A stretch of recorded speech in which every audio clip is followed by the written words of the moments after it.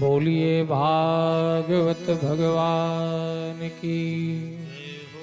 रसिक बिहारी भगवान की। सभी श्रद्धालु अपना अपना स्थान ग्रहण करें।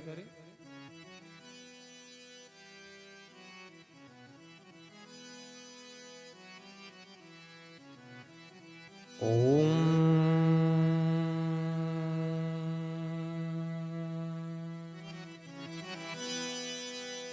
स्वस्ति श्री गणेशाय नमः। श्री सरस्वत्यै नमः। श्री वेद पुरुषाय नमः। श्री मात्र पितृचरण कमलेभ्यो नमः। ध्येयं सदा परिभवघन मभीष्टदोहम्।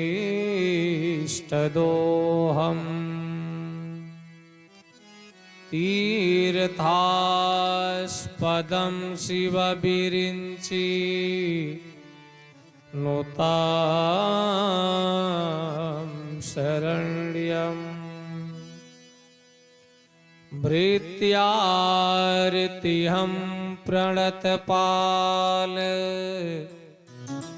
भवाद्दिपोतम्।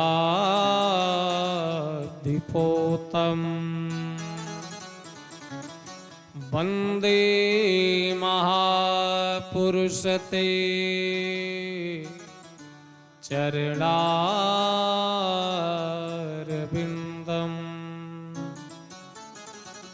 भक्ति भक्त भगवंत गुरु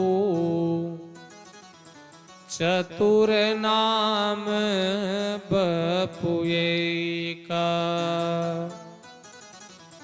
इनके पद बंदन किए नासहि विघ्न अनेका।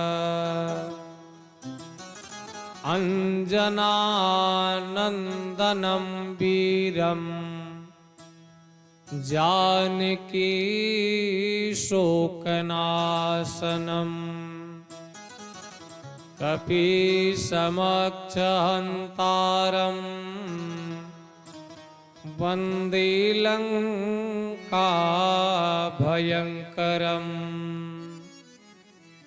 जाकी सेवा भाव से मुग्ध हुए श्री राम। ऐसे वीर हनुमान को बारंबार प्रणाम। कृष्ण त्वदीय पद पंकज पंजरान्ते। अद्यैव मे विशतु नसराजहंसा। प्राण प्रयाण समये कफवात पित्तैः कंठावरोधन विधौ शरणं कुतस्ते। जय जय श्री राधा रमण जय जय नवल किशोर। जय गोपी चित चोर प्रभु जय जय माखन चोर। राधापति राधा रमण हे ब्रज के रखवार। लज्जा मेरी राखी हो प्रभु लज्जा राखनहार। लज्जा मेरी राखी हो प्रभु लज्जा राखनहार। बोलिए भागवत भगवान की, रसिक बिहारी भगवान की। ठाकुर हमारे रमण बिहारी, हम हैं रमण बिहारी के। ठाकुर हमारे रमण बिहारी, हम हैं रमण बिहारी के। ठाकुर हमारे रमण बिहारी, हम हैं रमण बिहारी के। ठाकुर हमारे रमण बिहारी, हम हैं रमण बिहारी के। हम हैं रमण बिहारी के। हम हैं रमण बिहारी के।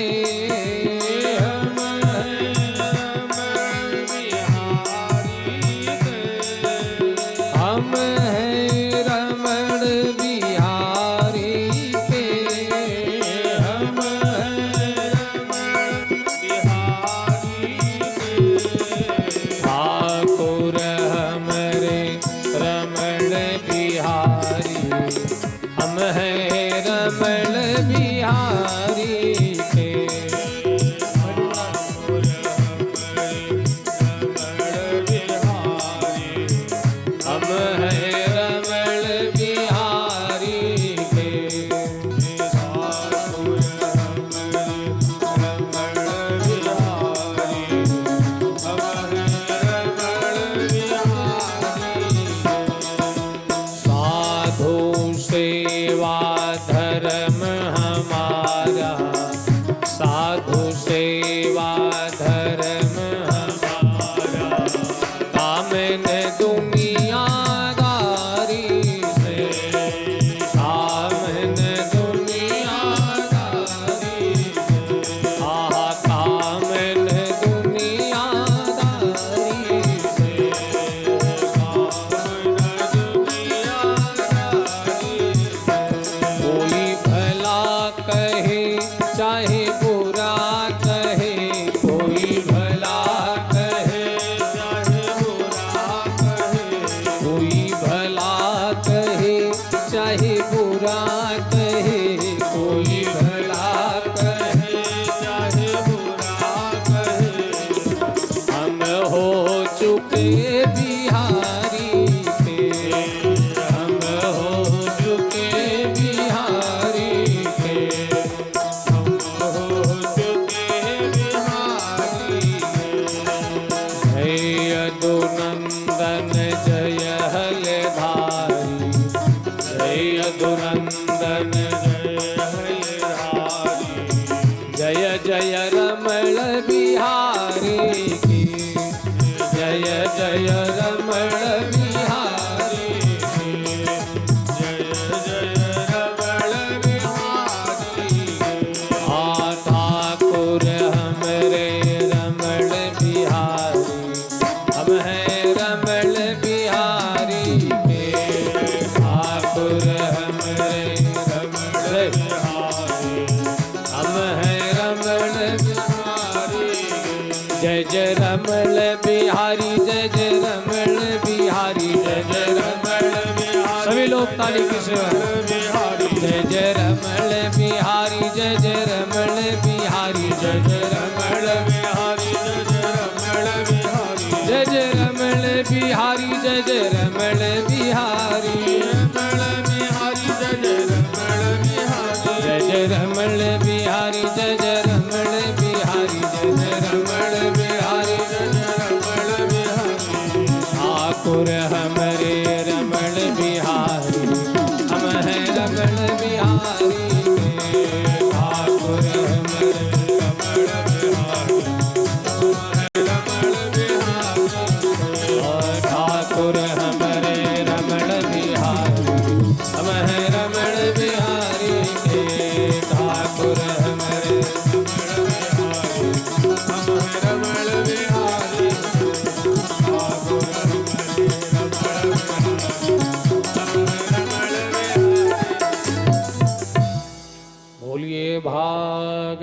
भगवान की, रसिक बिहारी भगवान की। आकारण करुणा बरुणालय जगदाधार जगन नियंता सृष्टि करता, अखिल कोटि ब्रह्मांड नायक श्री सच्चिदानंद भगवान, भक्तवांछा कल्पतरु तडिदित विनिंदित पीतांबरधारी श्री कृष्ण चंद्र की वांगमयी प्रतिम स्वरूप श्रीमद् भागवत महापुराण, जिसकी पावन गाथा का श्रवण करने के लिए कथा के पावन प्रांगण में समुपस्थित हुई भक्तिमती माताएं, पिता तुल्य हमारे बुजुर्ग जन, प्यारे प्यारे से भाइयों, हमारे तिवारी परिवार के द्वारा आयोजित श्रीमद् भागवत सप्ताह ज्ञान महायज्ञ के पंचम दिवस की कथा का रसपान करने के लिए प्यारे भागवत रूपी सरिता में गोता लगाने के लिए ही तो यहाँ एकत्र है। जो भागवत की कथा में डुबकी लगाने लग जाता है, भगवान उसी को भव से पार लगा देते हैं। आवश्यकता है कि हमारे हृदय में भाव का साम्राज्य कितना अधिक है। भाव का साम्राज्य जिसके हृदय में विराजमान हो, भगवान कहते उसी भाव के साम्राज्य में हमारा भी निवास हो जाता है। आवश्यकता है कि भगवान के चरणों में दृढ़ इच्छा शक्ति हो, भगवान को जानने की जिज्ञासा अंतर हृदय में तरंगे मार रही हो, और भगवान से मिलने के लिए, भगवान की कथा के लिए आतुरता जितनी अधिक बढ़ जाती है, कथा का आनंद उतना और बढ़ जाता है। आतुरता जितनी अधिक होगी, जैसे भूखा व्यक्ति केवल भोजन की तलाश करता हो, प्यासे व्यक्ति को कुछ जरूरत नहीं, केवल जल की जरूरत है, वैसे भगवान की कथा के लिए भी प्यारे जो पिपासित हो गया हो, जो जिसको प्यास लग गई हो, जिसको क्षुधा लग गई हो, ये भागवत भगवान उसी को अपने अनुभव का आभास कराते हैं। प्यारे भगवान इन चर्म चक्षुओं से देखने का विषय नहीं है। आंख खोलते हैं तो जगत दिखता है, आंख बंद करके जब ध्यान लगाते हैं तो जगदीश दिखता है। अगर भगवान को देखना है तो ध्यान की स्थिति में जाना पड़ेगा। जैसे वायु को हमने देखा नहीं है, हवा को किसी ने देखा, कैसे रंग की है, ना रूप है, ना रंग है, ना कोई उसका स्वरूप है। लेकिन हवा का विषय क्या है? कहा जब ये चमड़ी से लगती है तो अनुभव होता है कि वायु चल रही है, हवा चल रही है। ठीक उसी प्रकार से प्यारे भगवान की जब भक्ति करते हैं तो जो भक्त भगवान की आराधना करने लग जाता है, भगवान अपनी सत्ता का आभास उसे कराने लग जाते हैं, उसको अनुभव कराने लग जाते हैं। सबको भगवान का अनुभव भी नहीं हो सकता। जो भगवान की कथा वार्ता में ध्यान लगा रहा हो, निष्ठा लगा रहा हो, पूजन रोज कर रहा हो, भगवान भी उसी को अपनी सत्ता का आभास कराते हैं, उसी को अपनी सत्ता का ज्ञान भी करा देते हैं। तो आइए हम सब लोग प्यारे भागवत की कथा में प्रवेश करें और बीच बीच में कथा के माध्यम से आध्यात्म दर्शन भी हम लोग करते रहेंगे। कल की कथा में प्यारे हम सब लोगों ने श्रवण किया किस प्रकार से भगवान माता देवकी के उदर से कंस के कारागार में प्रकट हुई। प्यारे जो भगवान शंख चक्र गदा और पद्म लेकर के प्रकट हुए, तो माता देवकी और पिता वसुदेव जी महाराज खड़े हुए और हाथ जोड़ करके प्रार्थना कर रहे हैं। सा विस्मयोत फुल्ल विलोचनो हरिम सुतं विलोक्यानकदुन्दुभिस्तदा कृष्णावतारो सवसंभ्रमोस्पृशन् मुदा द्विजेभ्यो युतमाप्लुतो गवाम। विस्मित होकर के देवकी वसुदेव खड़े हो गए और हाथ जोड़ करके भगवान से प्रार्थना करते, ए प्रभु, मैं जानता हूं आप हमारी इच्छा पूर्ण करने के लिए हमारे पुत्र रूप में आप प्रकट हो गए हैं, हमारे पुत्र रूप में आपका आगमन हो गया है। और वसुदेव जी महाराज प्रसन्न हो करके युतमाप लुतो गवाम, कारागार में ही 10,000 गायों के दान का संकल्प किया है कि कारागार से बाहर जैसे निकलूंगा ब्राह्मणों को 10,000 गायों के दान का मैं संकल्प करता हूं। माता देवकी कहती हैं, भगवान, हमने आपसे कहा था कि छोटे से पुत्र बन करके आइएगा, आपसे कहा था पुत्र बन करके आना, और आप पिताजी बन करके काहे को चले आए हो?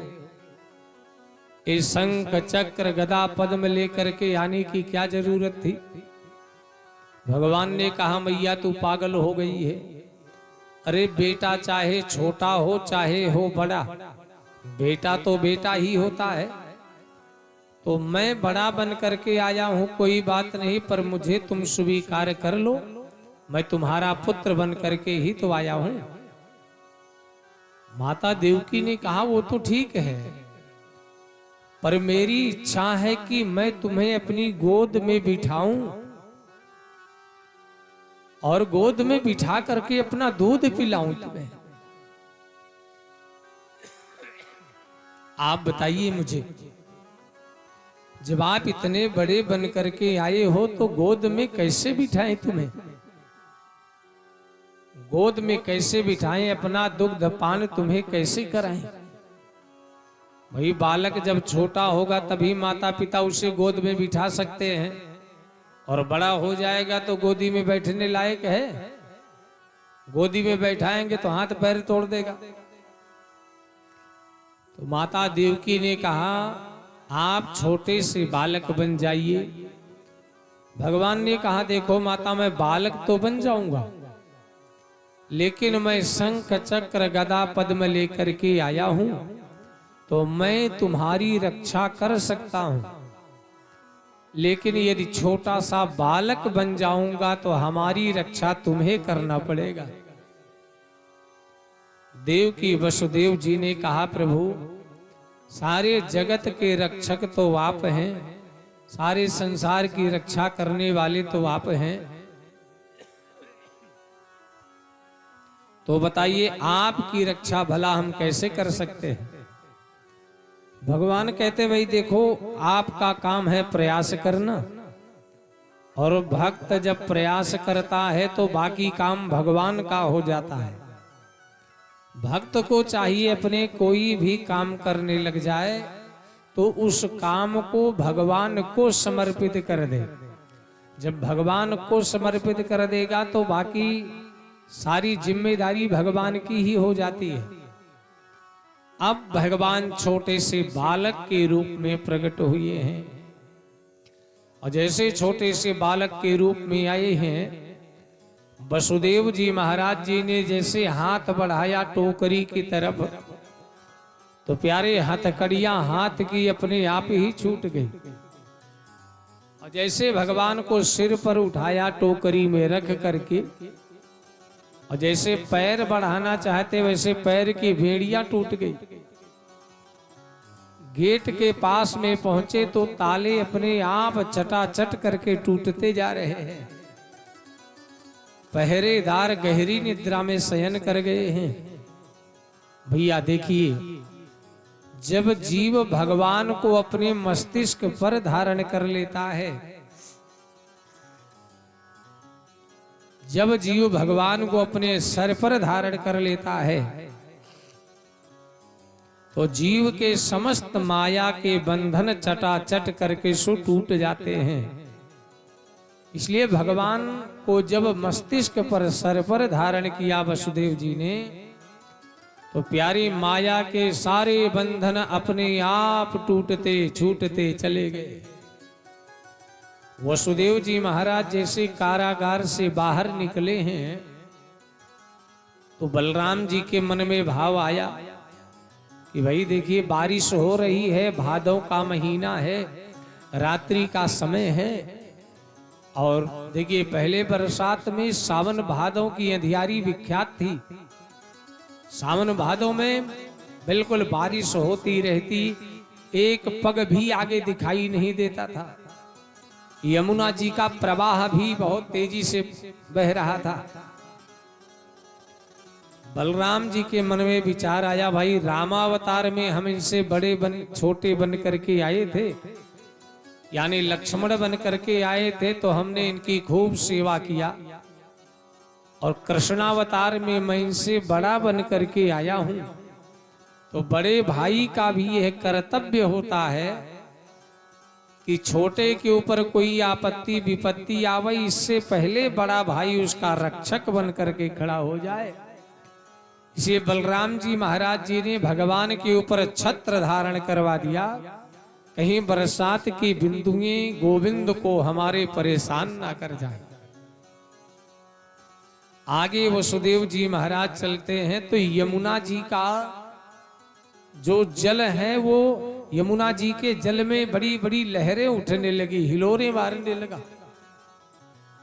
वल्लभाचार्य जी महाराज सुबोधनी में टीका करते हुए कहते हैं यमुना भगवान को बताना चाह रही, भगवान एक कालिया हमारे भीतर में पहले से रहता है, बलराम जी भी चले आ रहे हैं और ये जो टोकरी में बैठ के आ रहा है ये किसी कालिया से कम थोड़े है। अगर ये तीनों आ जाएंगे तो हमारी दशा क्या होगी, मैं कैसे तीनों को संभाल पाऊंगी। इसलिए माना यमुना जी अपने दुख को भगवान को प्रकट करा रही है। यमुना जी के मन में ये भी भाव चल रहा है, देखिए यमुना है भक्ति और यमुना जी का दो लीला है यहाँ पर। जब तक भगवान वृंदावन में रहते हैं तब तक ये यमुना बन करके रहती हैं और जैसे भगवान द्वारिका पहुंच जाते हैं यही यमुना कालिंदी बन जाती है। कालिंदी भगवान सूर्य की बेटी हैं। यमुना जी के मन में यह विचार भी आ रहा है कि अगर इनको हमने जाने के लिए रास्ता नहीं दिया तो भैया रामावतार में इन्होंने चंद्रमा के पिता समुद्र पर क्रोध कर दिया था, समुद्र जाने का मार्ग नहीं दे रहा था और मैं सूर्य भगवान की बेटी हूं और कहीं मैंने जाने के लिए रास्ता नहीं दिया तो ये जो है क्रोधित हो जाएं और हमारे ऊपर धनुष बाण लेकर के खड़े हो जाएं तो। इसलिए यमुना जी कहती नहीं नहीं, हम आपके मार्ग की बाधक नहीं हैं, हम तो आपके मार्ग की साधक हैं। ए श्याम सुंदर आप आइए, आपका तो जन्मों जन्म से मैं प्रतीक्षा कर रही हूं। यमुना जी का जल हिलोरे मार करके अपने जल को निर्मल बना रहा है, क्योंकि संत जन कहते हैं जहां पे निर्मलता होती है वहीं पर मेरा वास हो जाता है। इसलिए यमुना रानी अपने जल को निर्मल बना रही है। कई सारे भाव यहाँ पर प्रकट किए संतों ने। यमुना जी प्यारे जैसे जाकर के वसुदेव जी महाराज यमुना जी के भीतर में अपने चरण को रखे हैं, वैसे यमुना जी का जल स्तर धीरे धीरे से बढ़ते बढ़ते वसुदेव जी की दाढ़ी तक पहुंच गया। एक संत कहते हैं यमुना जी भगवान के चरण का स्पर्श करना चाहती हैं, भगवान को प्रणाम करना चाहती हैं। दूसरे संत ने कहा नहीं, ऐसी बात नहीं है। ये संत कहते नहीं, भगवान को प्रणाम करके जैसे यमुना जी ने चरण स्पर्श किया गोविंद का, वैसे यथावत यमुना जी दो भागों में विभाजित हो गई। दूसरे संत अपने भाव अर्थ प्रकट करते हैं, भावार्थ, और ये कहते नहीं ऐसी बात नहीं है। यमुना जी जब वसुदेव जी की दाढ़ी तक जा करके पहुंच गई तो भगवान ने पीछे से अपने पैर से यमुना जी को ठोकर लगाया, धक्का लगाया, ओए चलो नीचे। लाज शर्म सब घोल करके पी गई हो। अरे तुम्हारे ससुर जी हैं, खोपड़ी पे चढ़ी चली जा रही हो, पर्दा में रहो, थोड़ा चरणे में रह लो, खोपड़ी पे काहे चढ़ी चली जा रही हो। मानो भगवान ने यमुना जी को ज्ञान प्रदान कराया है कि भैया चाहे जितने बड़े बन जाओ, पर अपनी मर्यादा का कभी हनन मत कर देना। अपनी मर्यादा को सदैव जो ध्यान रखता है वही सम्मान का अधिकारी बन जाता है।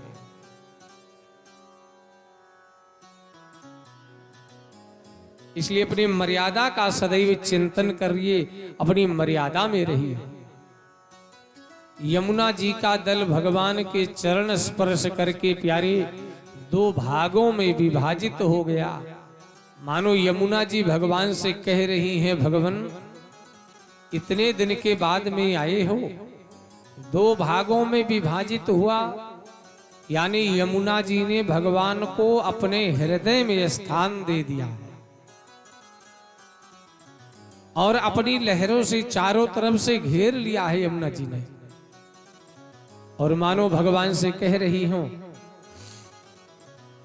कि बहुत दिनों के बाद आए हो, ए श्याम सुंदर, अब तो आपकी चरण सेवा किए बिना आपको यहां से नहीं जाने दूंगी। लहरों में भर लूंगी कन्हैया, तुम्हें जाने न दूंगी। लहरों में भर लूंगी कन्हैया, तुम्हें जाने न दूंगी।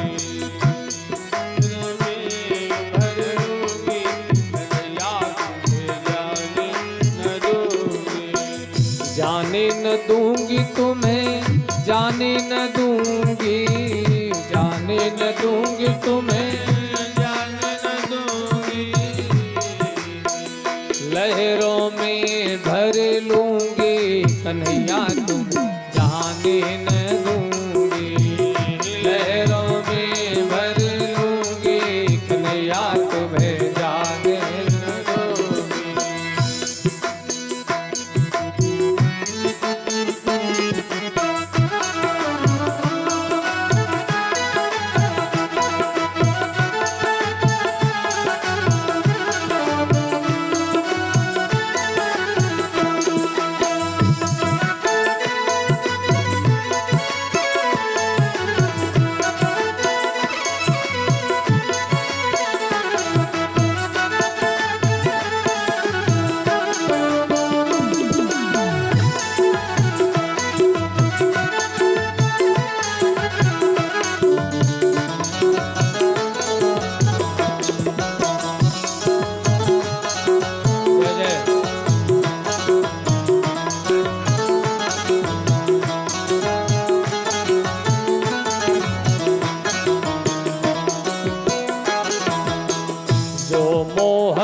मोरे राजा बनोगे, जो मोहन मोरे राजा बनोगे, जो मोहन मोरे राजा बनोगे।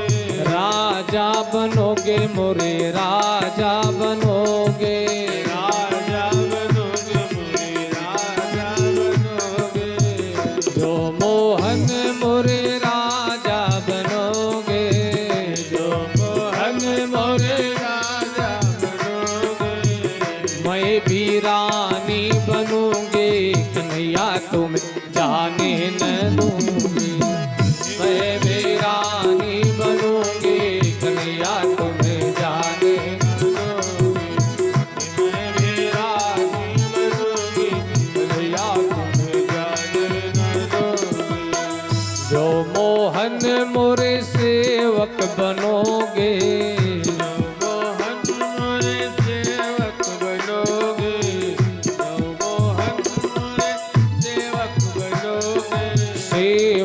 बनोगे मोरे सेवक बनोगे, सेवक बनोगे मोरे सेवक बनोगे, जो मोहन मोरे सेवक बनोगे, जो मोहन मोरे सेवक बनोगे, मैं सेवकानी बनूंगी कन्हैया तुम जाने न दूंगी, मैं सेवकानी बनूंगी कन्हैया तुम्हें जाने न दूंगी, मैं सेवकानी बनूंगी कन्हैया तोए जाने न दूंगी, मैं सेवकानी बनूंगी कन्हैया तुम्हें जाने न दूंगी। जय जय।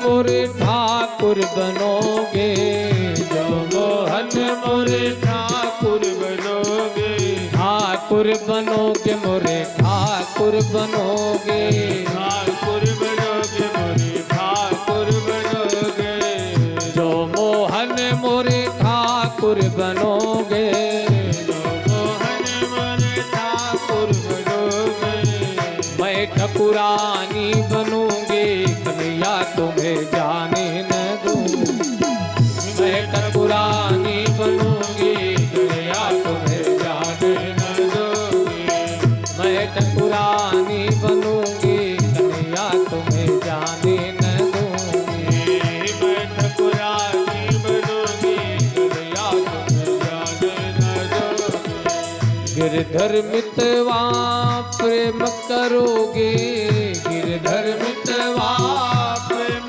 करोगे, गिरधर मितवा प्रेम करोगे,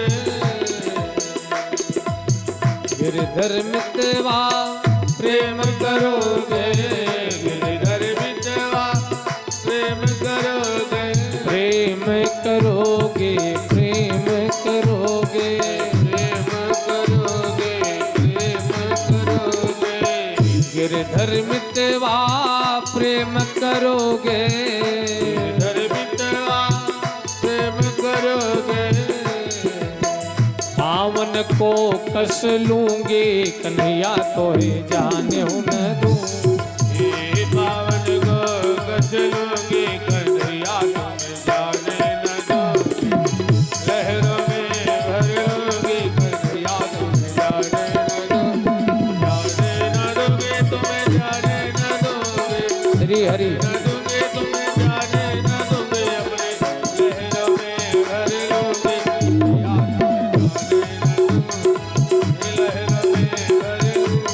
कन्हैया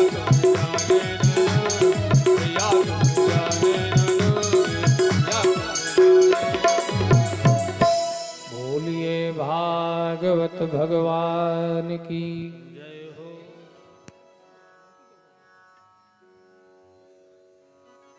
बोलिए वृंदावन बिहारी लाल की, भागवत भगवान की। वसुदेव जी महाराज भगवान को लेकर के नंद रानी यशोदा के भवन पहुंचे हैं। नंद जी महाराज वृंदावन के ब्रिज के राजा हैं, प्यारे बड़े समृद्धशाली हैं नंद जी महाराज। एक गेट यमुना जी की तरफ है नंद जी का, और भगवान को लेकर के वसुदेव जी महाराज पहुंचे हैं। तो देखिए अवतार केवल कृष्ण का नहीं हुआ है, अवतार तो यहाँ पर नंद जी की वहां भगवान की माया का भी हुआ है। और जहां पर माया होती है प्यारी, वहीं पर जीव का बंधन होता है। मां माने नहीं या माने जो असत्य को भी सत्य में भाषित कराने लग जाए, उसी का नाम है माया।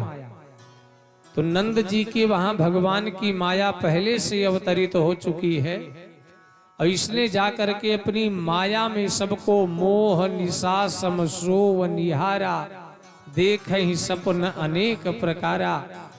इसने लोगों को मोह की निशा में शयन करा दिया है। वसुदेव जी महाराज नंद जी को लेकर के पहुंचे, तो नंद रानी यशोदा के पास में भगवान को लिटा करके और वहां से माया रूपी कन्या को लेकर के जैसे प्यारे कारागार में आए हैं, वैसे कारागार के ताले गेट के अपने आप चटाचट करके सब बंद हो गए। पहरेदार जगे हैं, कन्या ने रोने की आवाज किया है। विचार कीजिए, वसुदेव जी ने जब भगवान को मस्तिष्क पर उठाया तो माया का बंधन टूट गया था, और जैसे मायापति को छोड़ करके माया को मस्तिष्क पर धारण किया, वैसे ही प्यारे माया के जितने भी बंधन थे फिर से जैसे के तैसे लग गए, जैसे के तैसे बंध गए। और वसुदेव जी महाराज कारागार में, देव की मैया कारागार में कन्या ने रोने की आवाज किया, तो कंस दौड़ करके आया, देखा तो देव की वसुदेव जी के पास में कन्या दिखाई पड़ी।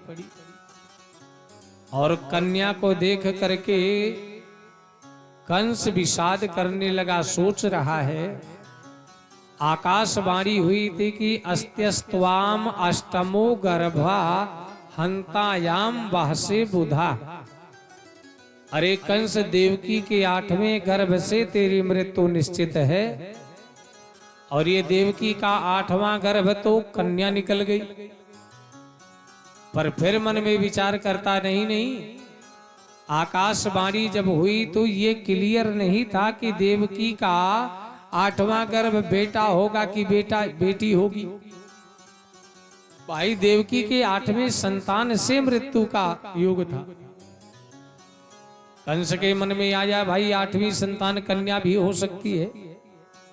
इसलिए कंस ने देवकी वसुदेव जी के मना करने के बाद भी कन्या को जैसे एक शिला पर पटकना चाहा, प्यारे हाथों से छूट करके आकाश में अष्टभुजाधारी हो करके सो प्रकट हो गई। बोलिए दुर्गा मैया की जय हो। ये अष्टभुजाधारी हो करके देवी आकाश में प्रकट हुई और कंस से कहा कि मया हतया मंदा जाता खलु तवांतकृत यत्र क्वा वा पूर्व शत्रु माहिंसी कृपणान वृथा। अरे कंस, तू मुझे क्यों मारना चाहता है? तुझे मारने वाला तो वृंदावन में ब्रजमंडल में अवतार ले चुका है। यत्र क्वा वा, कंस ने कहा मैया जी बताते बताते ये जाओ, यत्र क्वा वा कहाँ है, किसके घर में आया है? कहा यत्र क्वा वा कहाँ है ये मैं नहीं बता सकती। भैया खोजना तेरा काम है, जा करके खोज तेरा शत्रु कहाँ है, किसके घर में आया है। अब इतना काम तो तुझे करना पड़ेगा, खोजबीन तो तुम्हें करनी पड़ेगी। कंस प्यारे विषाद करने लगा और यही जगदम्बा के रूप में जाकर के जो कन्या माया थी, यही विंध्याचल में जाकर के निवास करने लगी। यही विंध्यवासिनी मैया के नाम से विख्यात हो गई। बोलिए विंध्याचल भवानी की जय हो। वही विंध्यवासिनी के रूप में आकर के सो प्रकट हो गए। इधर कंस देव की वसुदेव जी के चरण पकड़ करके बार बार विषाद करने लगा। अपने मंत्रियों को बुलाया, मंत्रणा कर रहा है। आइए कंस को विषाद करने दीजिए, हम लोग चलते हैं नंद जी के वहां, वहां देखते क्या हालचाल है। यारे नंद जी महाराज, नंद और यशोदा इन्होंने पूर्व जन्म में लंबे समय तक आराधना किया था, और ये लंबे समय तक आराधना किया। जब भगवान प्रसन्न हो गए तो भगवान ने कहा जो वरदान मांगना है मांग लीजिए। नंद यशोदा तप कियो, मोहन से मन लाए, देखन चाहत बाल सुख, रहे कछुक दिन जाए। जा नक्षत्र मोहन भैवा नक्षत्र बलि जाए, चारु बधाई रीति सब करत यशोदा माय। नंद यशोदा ने तपस्या किया भगवान की, तो भगवान जब प्रकट हुए कहा वरदान मांग लो, तो नंद यशोदा ने भगवान से यही वरदान मांगा था कि देखन चाहूं बाल सुख, मैं बाल सुख देखना चाहता हूं, तुम्हारी बाल लीला को देखना चाहता हूं, आप मुझे बाल सुख दीजिए। और देवकी वसुदेव ही पूर्व में स्वयंभू और शत्रुपा थे, और इन्होंने जब तपस्या किया था तो भगवान से वरदान मांगा था, चाहूं तुम्हें समान सुत प्रभु सन कवन दुराव।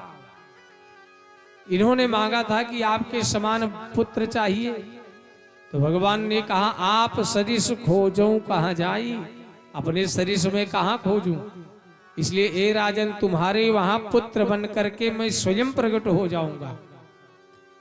तो नंद यशोदा ने भगवान के बाल सुख को देखना चाहा था। तो देखिए भगवान ने एक अवतार लेकर के दोनों कार्य सिद्ध किए हैं।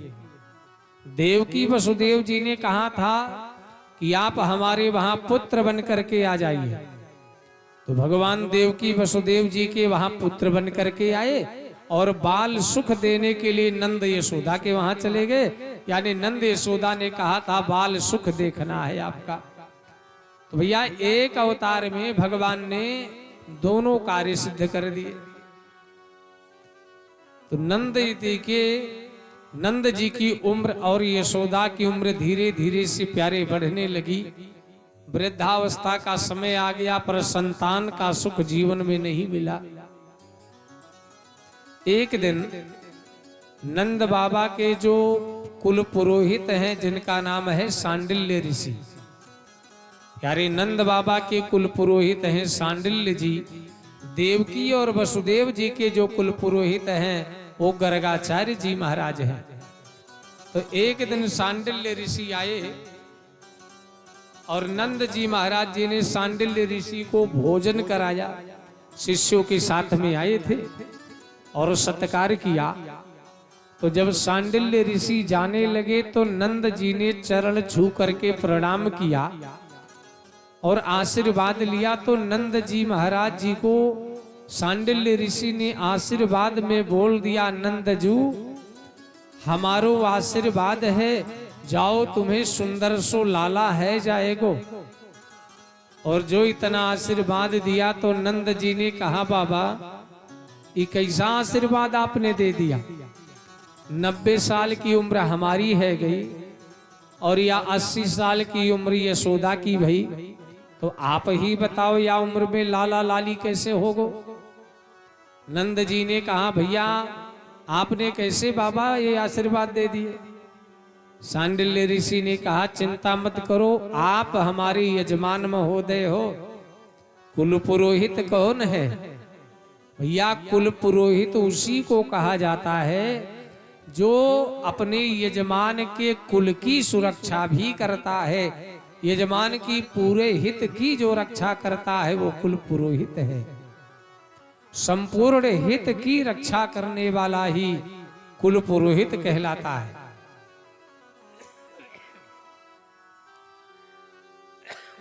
इसलिए हमारे वहां कुल पुरोहितों को पूज्य माना जाता है। और देखिए, कुल पुरोहित इसलिए भी पूज्य माने जाते हैं, भैया ये दूसरे के घर का जो भोजन पचाने वाला काम है ये कोई आसान नहीं है। लोग समझते हैं कि हमने भंडारा कर दिया, हमने भोजन करवा दिया, हमने इनको भोजन करा दिया, तो कराने वाला समझता है मैंने बड़ा काम कर लिया है, लेकिन ऐसा नहीं है। जो खा करके जा रहा है उसने बड़ा काम किया है। आपके जीवन का जो भी दोष रहा होगा उसने उसको प्राशन कर लिया, उसको खा लिया।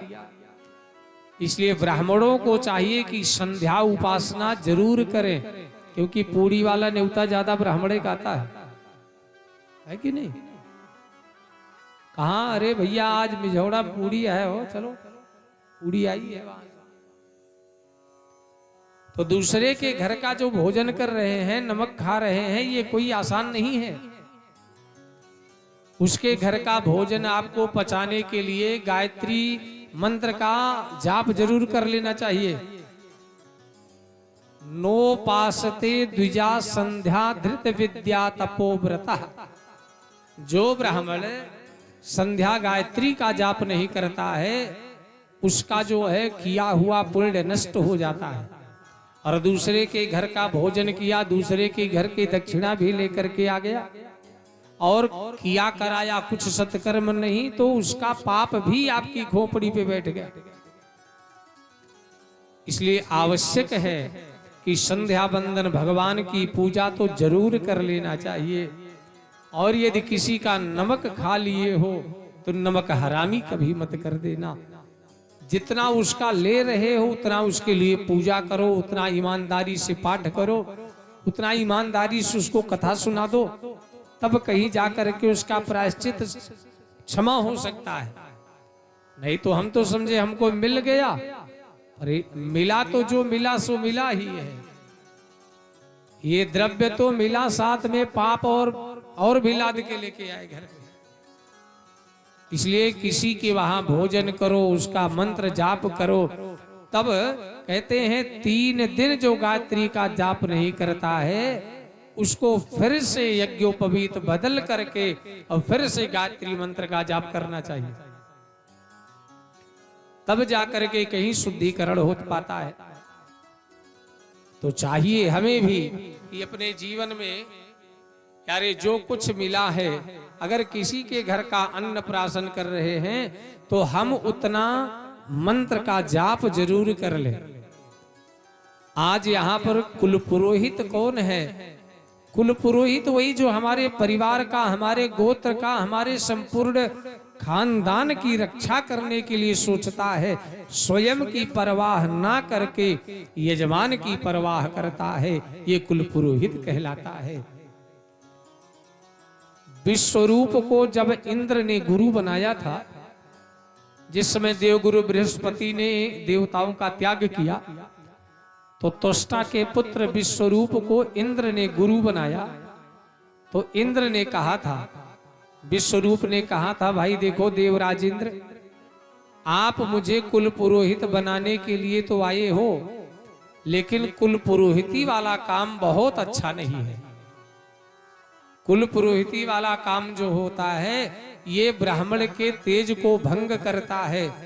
ये यजमान तो समझता है कि मैंने ब्राह्मण को सत्यनारायण कथा सुन करके एक सीधा दे दिया, इतना चावल दे दिया, इतना आटा दे दिया, लेकिन ये ब्राह्मण जब उसको ले करके जाता है और उसका प्रायश्चित नहीं कर पाता है तो ही उसके जीवन में कभी रोग बन करके, कभी पीड़ा बन करके, कभी विपत्ति बन करके उसके जीवन में प्रकट हो जाता है।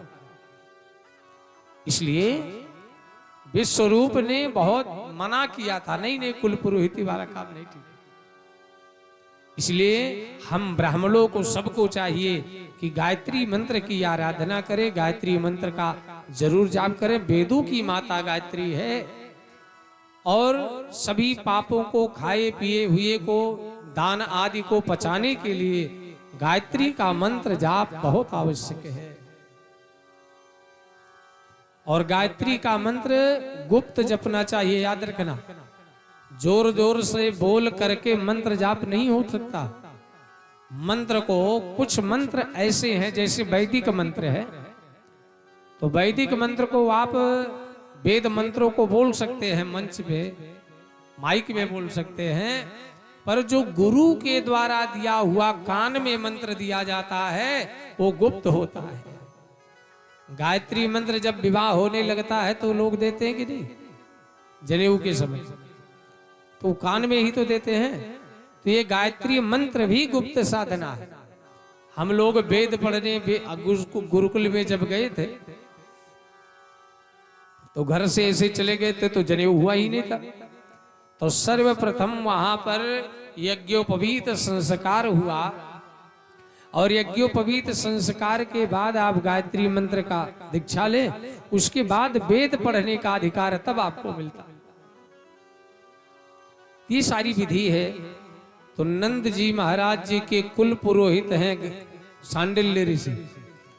सांडिल्य ऋषि ने कहा बिल्कुल भी आप चिंता मत कीजिए, हम हरिवंश महापुराण को पाठ करेंगे, संतान गोपाल को पाठ करेंगे, और जब तक बेटा बेटी ना है जाएगी तब तक अनुष्ठान बंद ही ना करेंगे। यमुना के किराने अनुष्ठान शुरू कर दिया। नंद जी का भी स्वभाव आदत बन गई, सुबह सुबह उठ जाते, वहीं पर जाकर के ऋषियों के पास में मंत्र का जाप करते थे। और सुनंदा को आए हुए 3 महीना हो गया। देखिए कहीं कहीं मैंने देखा भाभी और ननद में भैया बड़ी मिठास होती है। हा? भाभी ननद में कभी कभी बहुत मिठास देखने को मिलती है, और कभी कभी ननद और भाभी में बड़ी मारपीट भी देखने को मिली। और कई कई भाभियां तो इतनी चतुर चालाक हैं कि जब बेटा बेटी होने का समय आता है तो पति से कहती, सुनो जी ऐसा है ना, ननद को बुलाना ही पड़ेगा। आप एक काम करो, 3 महीना पहले वे बुलाओ, और 3 महीना पहले बुला करके इसी बहाने खूब काम धाम भी करवा लेंगे घर का, और जाने लग जाएगी तो नेग ओग दे देंगे। आजकल के झुमका उमका जो मद्रासी वाले चले हैं निकाल के, तो दहेज भी हो जाएगा, घर का काम भी हो जाएगा। तो नंद जी महाराज अपनी बहन सुनंदा को लेकर के आए, 3 महीना हो गया। सुनंदा कहती अब ही तो भयो ना जाने कब होगा। आज देखा तो नंदरानी यशोदा देर तक सो रही। जैसे सुनंदा जा करके पहुंची तो देखा एक सुंदर सो लाला दिखाई पड़ो। जैसे लाला को देखा सो छलांग लगा दिया, है गयो है गयो है गयो। ग्वाल बालों ने कहा सुनंदा बुआ कहा भयो? अरे कहा भैया लाला भयो लाला, पर अभी शांत रहे, पहले या बता भैया हमारे नंदजू कहाँ हैं? या खुशखबरी तो भले भैया को सुनाऊं मैं। आगे आगे सुनंदा, पीछे पीछे ग्वाल बाल दौड़े दौड़े यमुना तट पर पहुंचे, और नंद जी महाराज ध्यान से जप रहे हैं। अब ही तो भयो ना आगे को पतो ना, अब ही तो भयो ना आगे को पतो ना, जप रहे। इतने पर सुनंदा जा करके पहुंची, भैया लाला भयो। नंद जी महाराज जी ने माला झोली रख दिया, छलांग लगा दिया, यमुना में स्नान करके बाहर आ गए। और स्नान करके बाहर आए, ग्वाल बालों ने नंद जी का बड़ा सुंदर श्रृंगार किया। एक चौड़ी किनारी वाली धोती पहनवा दिया, बढ़िया बगलबंदी पहनवाई, धाबक धुआ चंदन सो भालन में लगाए दियो, मोछन को टाइट करके बढ़िया वाला सेंट मार दिया, पगड़ी लगाया, एक मीठा पान दांत के बीच में दबवाई दिया। और अब नंद जी महाराज सांडिल्य ऋषियों से पूजन कराने लगे। पूजन आरंभ हो गया।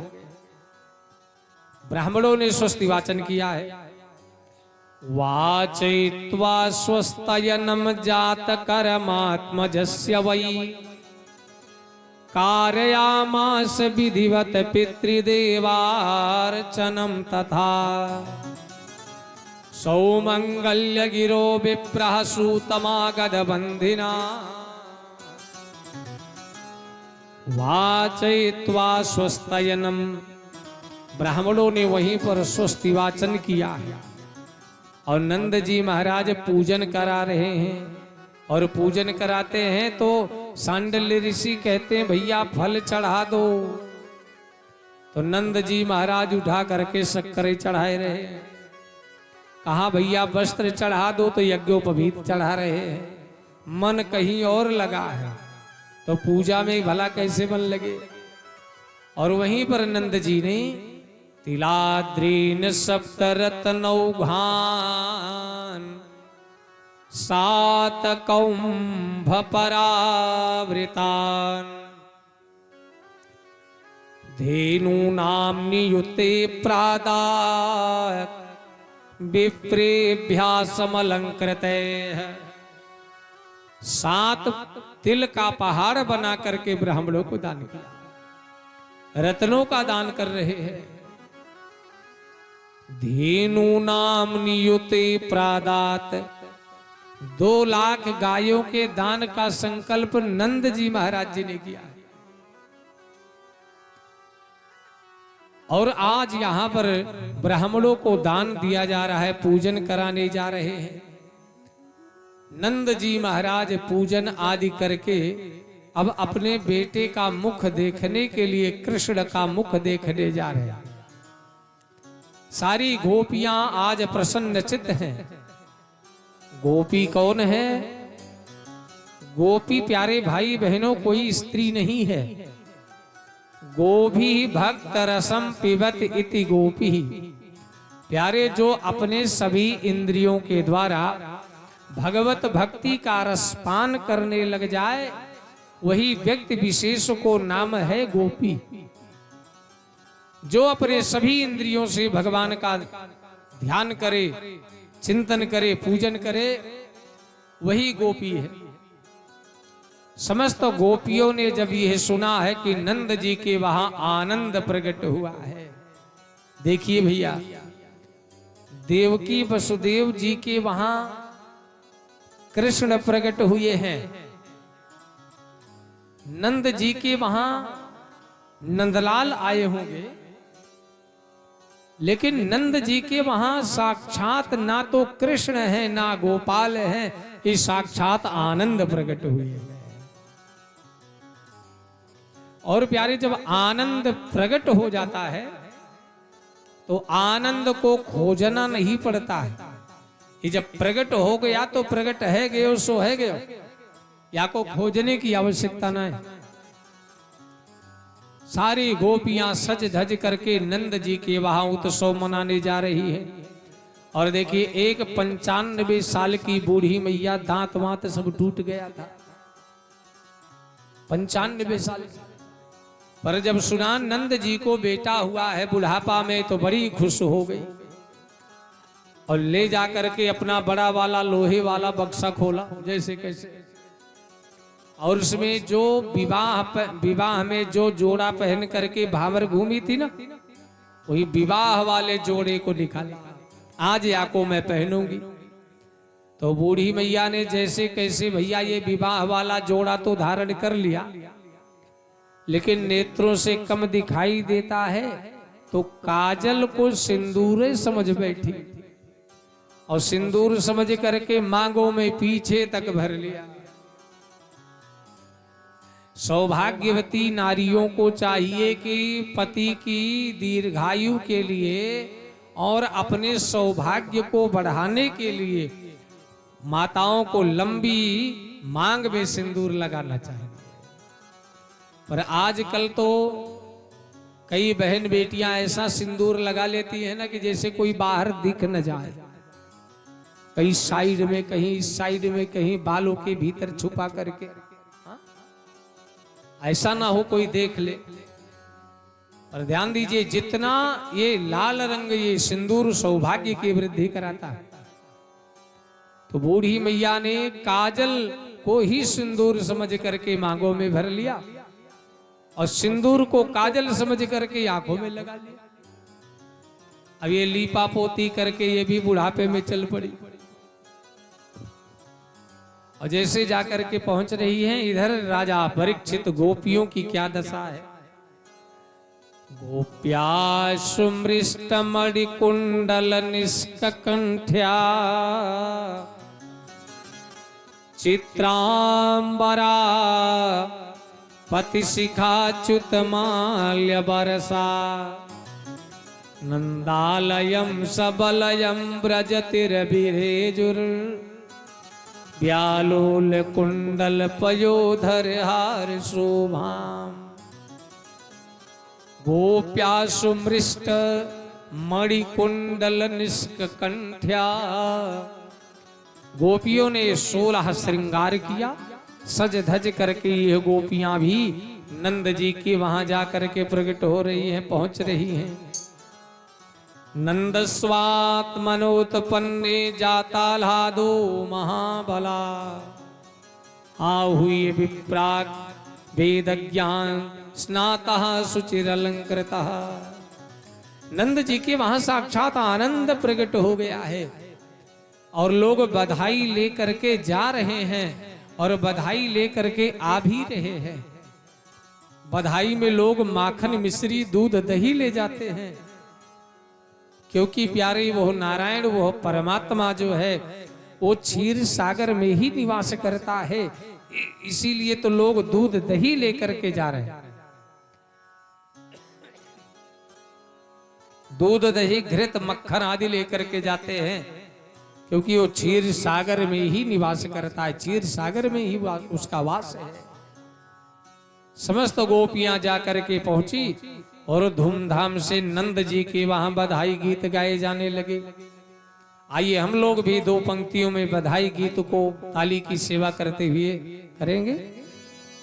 दे देरी मैया बधाई, दे देरी मैया तेरी गोद में आयो लाल, बधाई दे देरी मैया तेरी गोद में आयो लाल, बधाई दे देरी मैया तेरी गोद में आयो लाल, बधाई दे देरी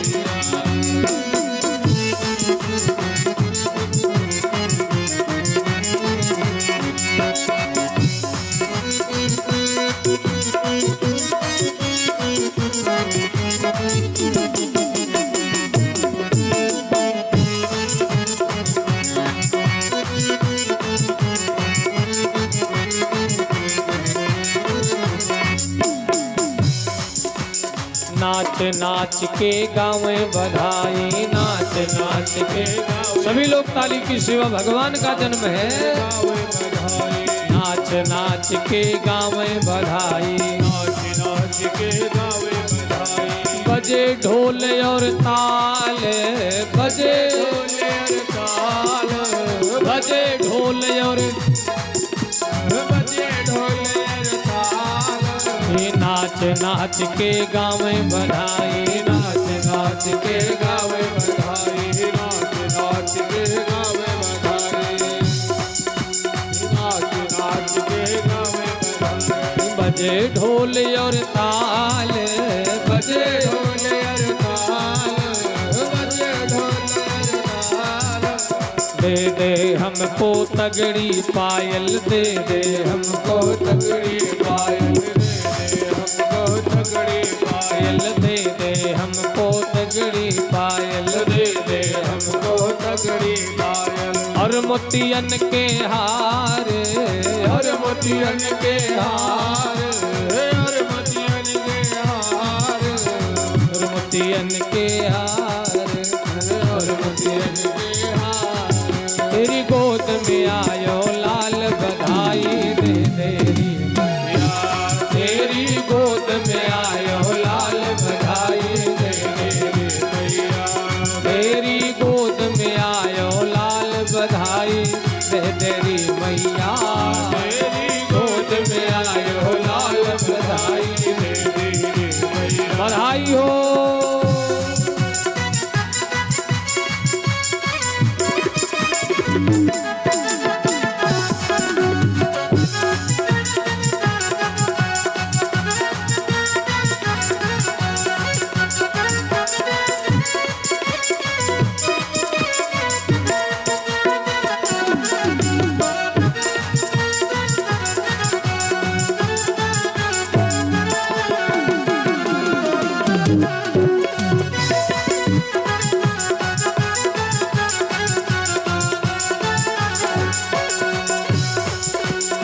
ब्रजमंडल में धूम मची है, ब्रजमंडल में धूम मची है, ब्रजमंडल में धूम मची है, मंडल में धूम मची है। घर घर हुई दिवाली है, घर घर हुई दिवाली है, घर घर हुई दिवाली है। ब्रजमंडल में धूम मची है, ब्रजमंडल में धूम मची है, धूम मची है। घर घर हुई दिवाली है, घर घर हुई दिवाली है, घर घर हुई दिवाली है। कृष्ण कृपा से हम भक्तों को, कृष्ण कृपा से हम भक्तों को, कृष्ण कृपा से हम भक्तों को, कृष्ण कृपा से हम भक्तों को हो रही है खुशहाली, हो रही है खुशहाली, हो रही है खुशहाली। कृपा हम भक्तों को हो रही है खुशहाली, हो रही है खुशहाली। कृष्ण जी को जन्म दिवस की, कृष्ण जी को जन्म दिवस को कृष्ण के जन्म दिवस में ढेरों सारी बधाई, ढेरों सारी बधाई, ढेरों सारी बधाई। दे देरी मैया बधाई, दे देरी मैया, तेरी गोद में आयो लाल बधाई, तेरी गोद में आयो लाल बधाई, दे देरी मैया बधाई, दे तेरी मैया बधाई, दे तेरी मैया, दे तेरे मैया बधाई, दे तेरे मैया, तेरी गोद में आयो लाल बधाई, दे तेरी मैया, तेरी गोद में आयो लाल बधाई, दे तेरी मैया, तेरी गोद में आयो लाल बधाई, दे तेरी मैया, तेरी गोद में आयो लाल बधाई, दे तेरी मैया, तेरी गोद में आयो लाल बधाई, तेरी गोद में आयो लाल बधाई,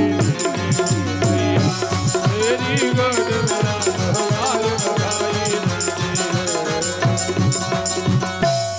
बोलिए नंद के आनंद की, भक्त समाज की, रसिक बिहारी भगवान की। तो नंद जी के वहां धूमधाम से नंदोत्सव मनाया जाने लगा, आनंद प्रकट हो गया है प्यारे। जो जिस भावना से आ रहा है उसको वही दान दिया जा रहा है, जो जिस दृष्टि से आ रहा है उसको वही दान में दिया जा रहा है। कहीं अन्न का ढेर लगा, कहीं वस्त्रों का अंबर लगा है, कहीं सुवर्ण और चांदी के पात्र लक्षित हैं। सुखदेव जी से परीक्षित ने कहा, गुरु जी ये बताओ नंद जी के वहां इतना धन संपत्ति कहां से आ गई?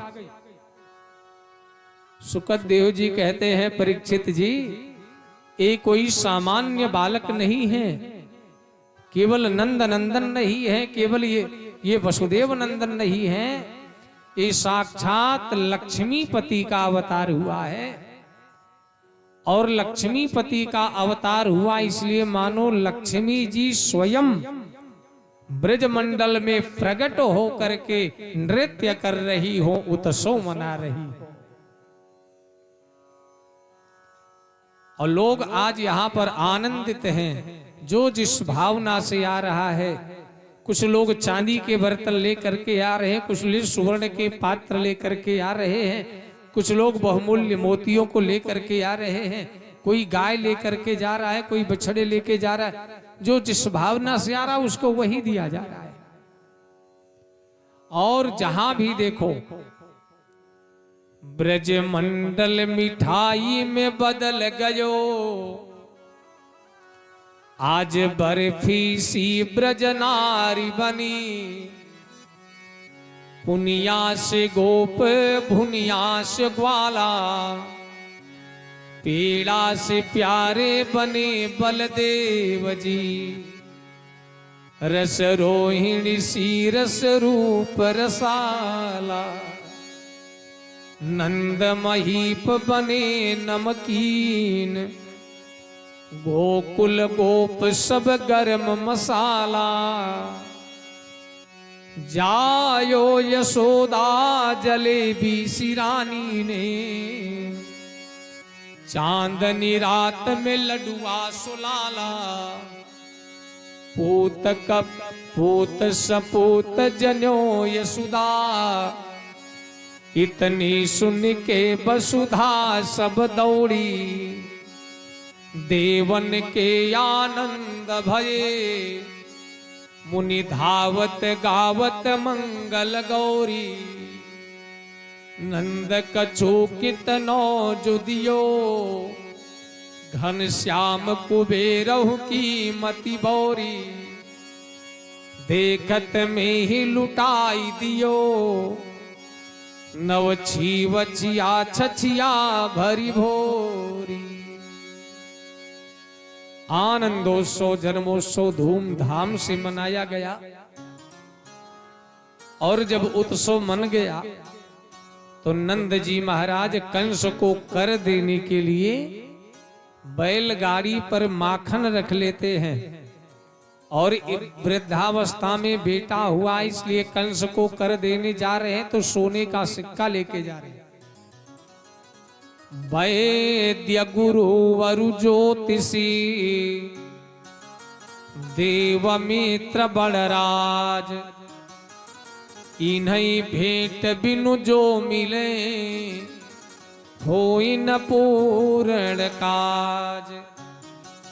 वैद्य गुरु ज्योतिषी राजा मित्र और पुत्री के घर जाओ तो खाली हाथ नहीं जाना चाहिए। कंस को नंद जी ने कर दिया, और जब सुवर्ण का सिक्का दिया तो कंस ने कहा, नंद बाबा या किस खुशी में आप दे रहे हो? तो नंद जी ने कहा, आप हमारे राजा हो और हमें वृद्धावस्था में बेटा हुआ है, उसी की खुशी में आपको ये सुवर्ण का दान कर रहा हूं। कंस ने कहा, भाई हमारा भी कर्तव्य है कि इनके बेटे को आशीर्वाद दूं। तो कंस ने कृष्ण को आशीर्वाद दे दिया, जाओ तुम्हारा पुत्र यशस्वी हो जाए, दीर्घजीवी हो जाए और तुम्हारा पुत्र विश्व विजयी हो जाए। जब मामा का ही आशीर्वाद मिल गया तो भांजा तो सिकंदर बन ही जाएगा। जो मामा अंदर तो भांजा सिकंदर।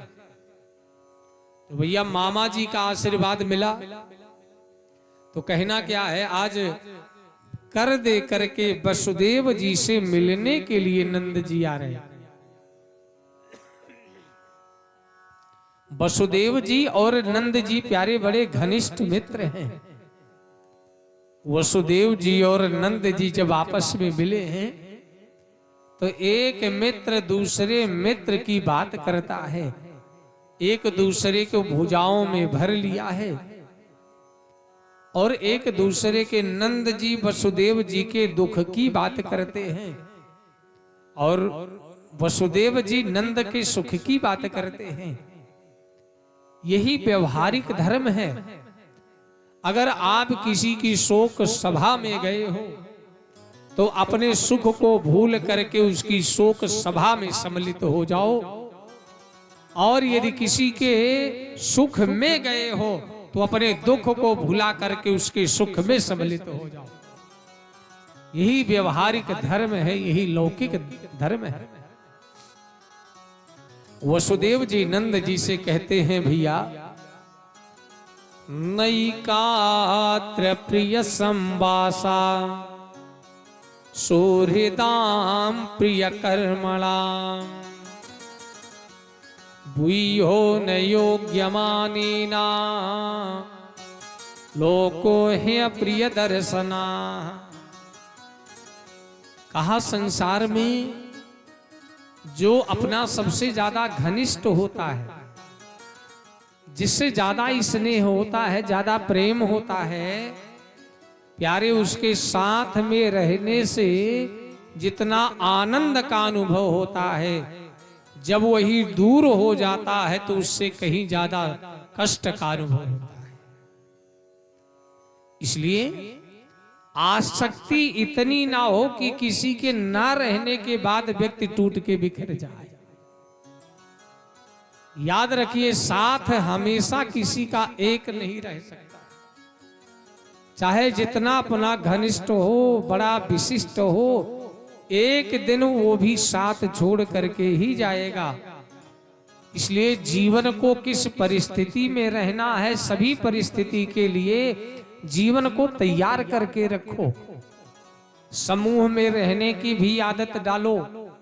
एसी वाले कमरे में भी रह पाओ और गर्मी लगने लग जाए तो पंखे में भी रह लो। ये दोनों प्रकार की आदत बनाने की प्रयास करो। समूह में भी रह जाओ, अकेले भी एकाकी रहने के लिए भी तैयार रहो। ना जाने जीवन में कब अकेले रहना पड़ जाए, कब साथ किसका छूट जाए, ये कौन समझ सकता है।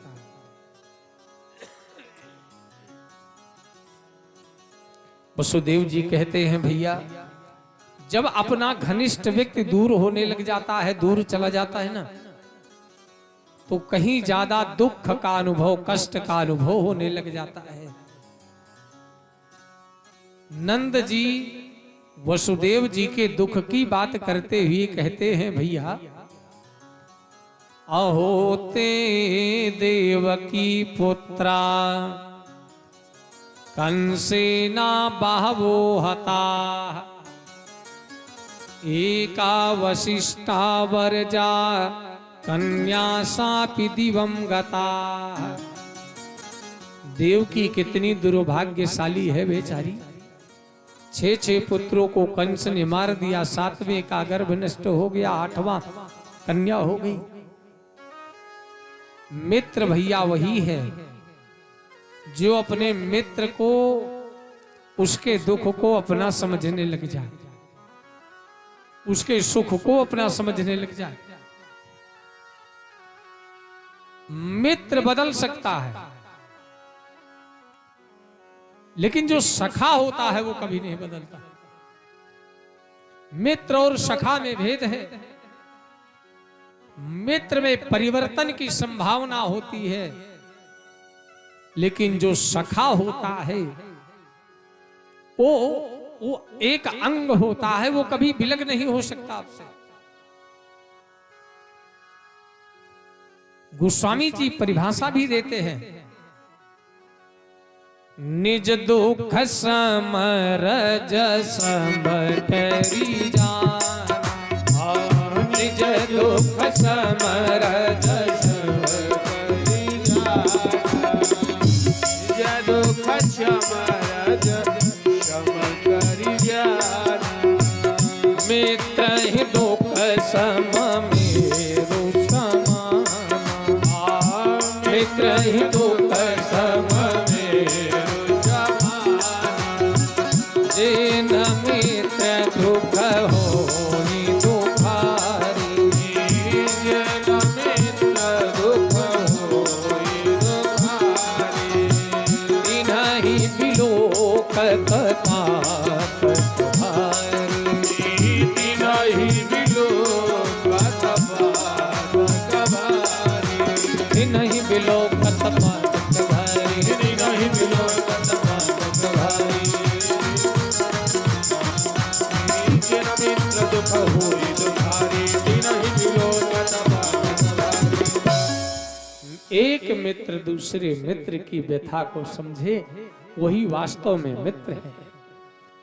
वसुदेव जी ने नंद जी से कहा, भैया आपने कर दे दिया। कहा मुझे लगता है कि गोकुल में किसी प्रकार की विपत्ति आ गई है, आप गोकुल के लिए प्रस्थान कीजिए। नंद जी महाराज गोकुल के लिए प्रस्थान करते हैं। इधर कंस ने पूतना नाम की राक्षसी को बुलाया है, और पूतना नाम की राक्षसी देखिए है तो राक्षसी, पर इसने रूप ऐसा बनाया है लगता है किसी राजा की पुत्री है। नकली को समझना भी बड़ा कठिन है आजकल, असली को भी समझना कठिन है। याद रखना, असली को नकली समझ लोगे तो भी बड़ी हानि है, और नकली को असली समझ लिया तो राजा प्रताप भानु वाली दशा बन जाती। राजा प्रताप भानु भी तो कपट मुनि के वेश में चक्कर में पड़ गए थे। यहां पर जो है पूतना है राक्षसी, और ऐसा रूप बनाया कि ताम के सबंधा व्यतसिक्त मल्लिका। शब्दों पर ध्यान दीजिए, कैसी दिख रही है पूतना, शब्द पर ध्यान देंगे समझ में आ जाएगा। ताम के सबंधा व्यक्त सिक्त मल्लिकाम, मालती पुष्पों का गजरा लगाया। बृहन नितंब स्तन कृक्ष मध्यमा, शरीर के अंग प्रत्यंग को भी बड़ा सुंदर बनाया। बृहन नितंब स्तन कृक्ष मध्यमा, फिर क्या किया? सुवाससम कंपित कर्ण भूषणम, सुवासित सुवासितम यानी सुगंधित पदार्थ लगाए हैं उसने। कंपित कर्ण भूषणम, कानों में ऐसा आभूषण धारण किया है कि जब ये पूतना चलती है तो पूतना की शोभा ये कानों के कुंडल और भी बढ़ाने लगे हैं। सुवाससम कंपित कर्ण भूषण, तो सोलसत कुंतल मंडितानना, बढ़िया सौंदर्य बना करके पूतना चल पड़ी। और जब इसने देखा कि गोपियों की मंडली जा रही है, इसने विचार किया हमारो नाम है पूतना, और या काहू के पूत की बधाई जा रही है। सोया में जाकर के पूतना सम्मिलित हो गई। इसके स्वरूप को देख करके, इसके श्रृंगार को देख करके गोपियों ने इससे पूछा भी नहीं कि आप कौन है, कहां से आ रही हैं। संकोच बस बात नहीं किया, समझती है बहुत बड़े घर की होगी। और जब पूतना ने एकांत देखा, गोपियां लौट करके आ गई थी। देखिए भगवान का अवतार हुआ था अष्टमी को, और ये प्यारे पूतना जा रही है चतुर्दशी को, यानी षष्ठी के दिन पूतना भगवान के वहां जा रही है। प्रसूति गृह में षष्ठी के दिन अविद्या का निवास होता है, आक्रमण होता है। इसलिए हमारे वहां षष्ठी के दिन प्रसूति गृह में विशेष व्यवस्थाएं रखी जाती है कि कहीं अविद्या का आक्रमण ना हो जाए। और पूतना का रोग जिस बालक को पकड़ लेता है, कितनी भी दवा कराते रहो, सूखते सूख ही जाता है। तो ये पूतना सज धज के चली। जब देखा गोपियां नहीं हैं, लौट आई हैं, अब ये पूतना आवाज लगाती है, यशोदा बहन बधाई हो। यशोदा ने कहा हमें कोई बहन है ही नहीं, हम तो बहनों में अकेले हैं। अब ये नई नवेली बहन कहां से प्रकट हो गई आज। पर यशोदा यशसा ददाति इति यशोदा, यशोदा वही है प्यारे बंधुओं जो सबको यश देता हो, जो सबको सम्मान देता है। कभी कभी आपने देखा होगा अधिक सम्मान में अधिक सिधाई का फायदा भी लोग उठा जाते हैं। बहुत ज्यादा सीधे भी बन करके कभी कभी जीव अपना ही नुकसान कर बैठता है, लेकिन दिखने में लगता है कि उसका नुकसान हो गया, और नुकसान करने वाला समझता है मैंने विजय हासिल कर लिया। पर वास्तव में देखा जाए तो नुकसान जिसने किया है, नुकसान उसी का हो गया है। ये पूतना यशोदा ने कहा, विचार किया, चचेरी पुफेरी ममेरी, दूर दराज के रिश्ते में बहन लगती होगी, बेचारी आई है बुढ़ापे में, हमें बेटा हुआ है, या को पहचानने से मना कर दूंगी ना तो परेशान है जाएगी। यशोदा ने कहा बहन बधाई हो, आइए स्वागत है। पूतना ने कहा लाला को मुखड़ो देखनो है मोए। अभी अभी हमने वाको दूध पिला करके सुलायो है, वाके मुखड़ो देख करके वापस आ जाइयो, गोदी में मत खिलाने लग जाना, जग जाएगो। हाँ हाँ मैया तुम चिंता मत करो। और मैं गई और बाहर से ही देख करके लौट आऊंगी। इतना कह करके पूतना चली और जैसे प्रसूत गृह के गेट के पास में पहुंची है, वैसे भगवान ने पूतना को देख करके अपना नेत्र बंद किया है। चराचरात्मा सनिमीलिते क्षणा, चराचर की आत्मा भगवान ने अपने नेत्रों को निमीलित किया है। पूतना जा कैसे रही है? तस्मिन् स्तनम दुर्जर वीर्यमूलबणम घोरांकमादाय शिशो ददावथा गाढ़ं कराभ्याम भगवान प्रपेद्य तत प्राणै सममरोष समन्वितो पिबत। यारे पूतना गई है तो भगवान ने नेत्र को बंद कर दिया है। चराचरात्मा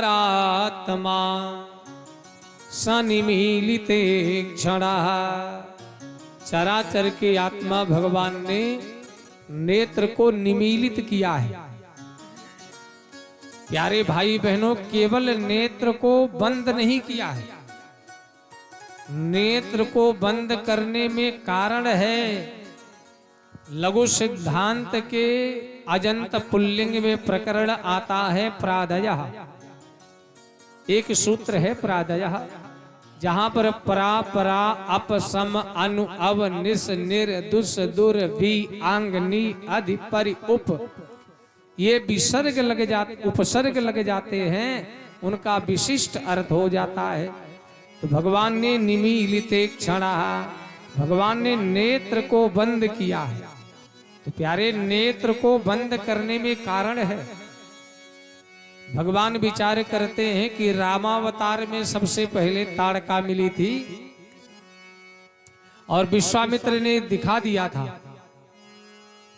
चले जात मुनि दीन दिखाई, चले जात मुनि दीन दिखाई, सुनी ताड़का क्रोध तजी धाई, सुनी ताड़का क्रोध तजी धाई, एक ही मान प्राण हर लीना, एक ही मान प्राण हरि लीना, दीन जानते निज पद दीना, दीन जानते निज पद दीना, दीन जानते निज पद दीना, दीन जानते निज पद दीना।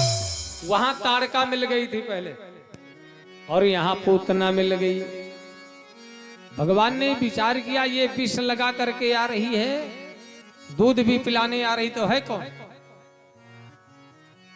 पूतना का अर्थ क्या है? पूतना पिनेति स पूतना, जो अपवित्र है उसी का नाम है पूतना। अब ध्यान रखना, जो अपवित्र है मन से, वाणी से, कर्म से, जो भी अपवित्र है वही है पूतना। अविद्या का नाम ही पूतना है। तो भगवान ने कहा मेरे सामने अविद्या ठहर नहीं सकती, इसलिए भगवान ने नेत्र बंद कर दिया और नेत्र बंद करके ध्यान लगाया। तो राजा बलि की पुत्री है, इसका नाम है रत्नमाला। भगवान जब वामना अवतार लेकर के गए थे तो रत्नमाला ने भगवान के स्वरूप को देखा तो मन में विचार किया काश मेरा ऐसा बेटा होता। भगवान ने कह दिया तथास्तु। और जब भगवान विराट रूप बना करके 3 पग में सब कुछ माप लिए तो रत्नमाला के मन में बात आई अगर ये मेरा बेटा होता तो जहर पिला करके मार देती। भगवान ने कहा जो इच्छा करी हूं मन माही, प्रभु प्रताप कछ दुर्लभ नाही। ये वही रत्नमाला पूतना बन करके आई है। भगवान ने नेत्र बंद करके विचार किया, इसको मां की गति दे दूं, सन्मार्ग से भेज दूं, स्वर्ग मोक्ष दे दूं, या नरक की गति प्राप्त करा दूं। इसलिए भी भगवान ने नेत्र बंद किया। भगवान है एक राजहंस, पूतना है बकी। भगवान कहते एक राजहंस पूतना रूपी बकी से अपने नेत्र कैसे निमीलित, कैसे मिला सकता है। इसलिए भी भगवान ने नेत्र को बंद कर दिया। भगवान ने अपनी भगवत्ता को छुपाने के लिए भी नेत्र बंद किया।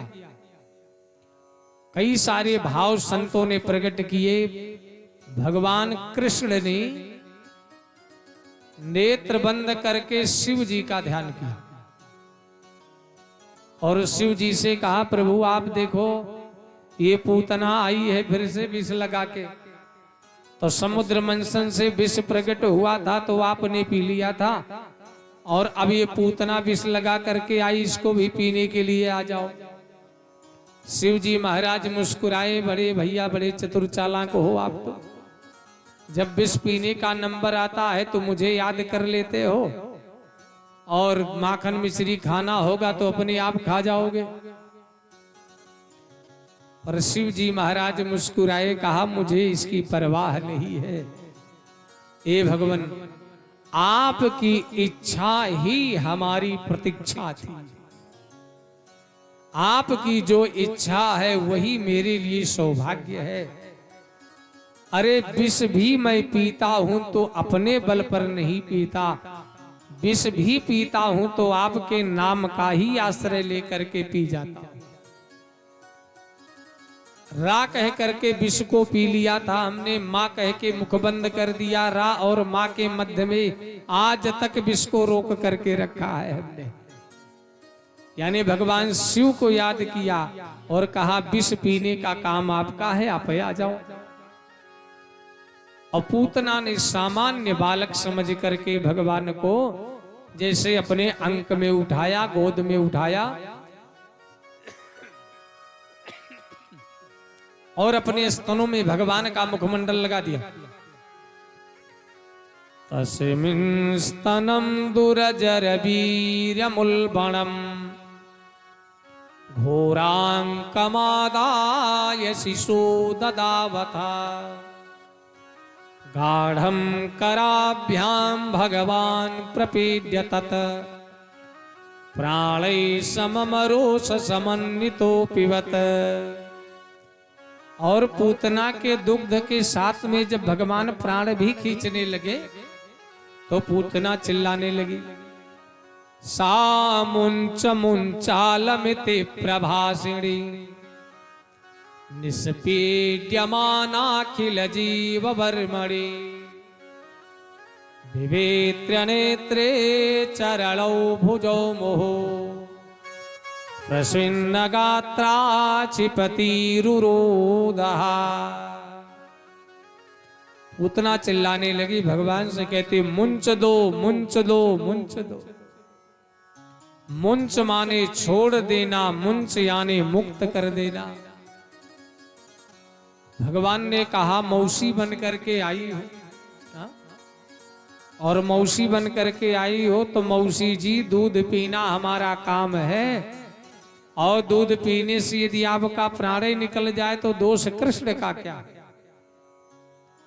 भगवान कहना चाहते हैं मौसी जी, मैं पहली बात तो पकड़ता नहीं हूं, और जिसको पकड़ लेता हूं उसको जब तक उसका कल्याण नहीं हो जाता छोड़ता भी नहीं। पूतना कहती इसीलिए तो मैं कह रही हूं आप मुझे मुक्त कर दो मुक्त कर दो। कहा यह आसान नहीं है, कहने से मुक्त नहीं कर पाऊंगा, मुक्त होने के लिए तुम्हें कर्म करना पड़ेगा। भगवान कहते जैसे एक छोटा सा बालक होता है, अपने माता पिता से कुछ पाने के लिए जिद कर बैठता है, मुझे चाहिए चाहिए, रोने लगता है, बिलखने लगता है, लोटने लग जाता है। भगवान कहते हैं भक्त जब मुझे प्राप्त करने के लिए छोटे से बालक के जैसे स्वभाव का हो जाता है, और मुझे पाने के लिए तड़पने लग जाता है, रोने लग जाता है, विलखने लग जाता है, तब मैं उसे मुक्त कर देता हूं। अब पूतना ने हाथ पैर पटकना शुरू कर दिया। प्रस्विन्न गात्रा क्षिपति रुरोधा, क्षिपति धरणी पर गिर पड़ी और रुदन करने लगी, रोने लगी। प्रस्विन्न गात्रा क्षिपति रुरोधा, और हाथ पैर पटकते पटकते जब पूतना रुदन करने लगी तब भगवान ने पूतना के प्राण के साथ में ही इसके दुग्ध को भी खींचा, प्राण को भी खींच लिया, और पूतना का ये पांच भौतिक देह 18 किलोमीटर में जाकर के फैल गया, गिर पड़ा। गोपियां दौड़ करके पहुंचे, कृष्ण को लेकर के आई हैं। गोमूत्रेण स्नापित्वा पुनर्गोरज सार्भकम रक्षाम चक्रुश्च सकृता द्वादशांगे स्नाम भी। गाय के मूत्र से गोमूत्रेण स्नापित्वा पुनर्गोरज सार्भकम, गोमूत्र से स्नान कराया, पंचगव्य का प्राशन कराया, और भगवान के नाम से ही भगवान के प्रत्येक अंग की रक्षा का स्तोत्र पढ़ा है। इतने पर नंद जी महाराज आए और नंद जी ने कहा, भैया यार राक्षसी कहां से आ गई? ग्वाल बालों ने कहा, बाबा अपनो कन्हैया बच गयो, ये भगवान की बड़ी कृपा भई। नंद जी ने कहा, भैया ये सब हमारी माला को कमाल था, हमारी तपस्या को प्रभाव है। नंद जी ने कहा, जब इतना तो ग्वाल बालों ने, अरे बाबा बड़े पुजारी है गए हो तुम, अरे या हम ग्वाल बालों का भाग्य था कि कन्हैया बच गए, ये आपकी माला वाला को प्रभाव ना आया में। नंद जी महाराज जी ने कहा, भैया सो सही, लाला बच गए हो, तुम्हारे सौभाग्य सही, लेकिन अब एक काम करो, या के शरीर को जलाने की व्यवस्था करो। तो 5 जगह चिता बनाई गई। पूतना के शरीर के नीचे जो वृक्षादि टूट गए थे उनको इकट्ठा करके 5 चिता बनाया, क्योंकि पूतना है अविद्या, अविद्या की 5 गांठें होती हैं, तामिश्र, अंधतामिश्र, मोह, महामोह और तम।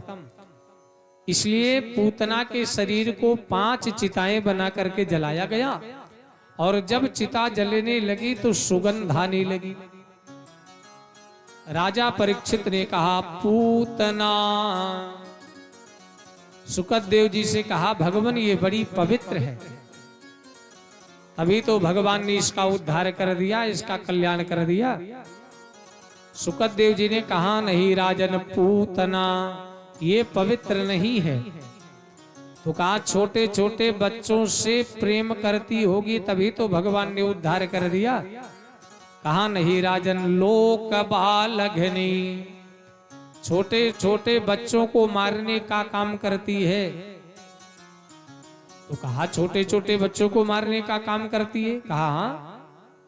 तो कहा, अच्छे परिवार में इसका जन्म हुआ होगा, इसीलिए भगवान ने प्रसन्न हो करके इस पूतना का कल्याण कर दिया, उद्धार कर दिया।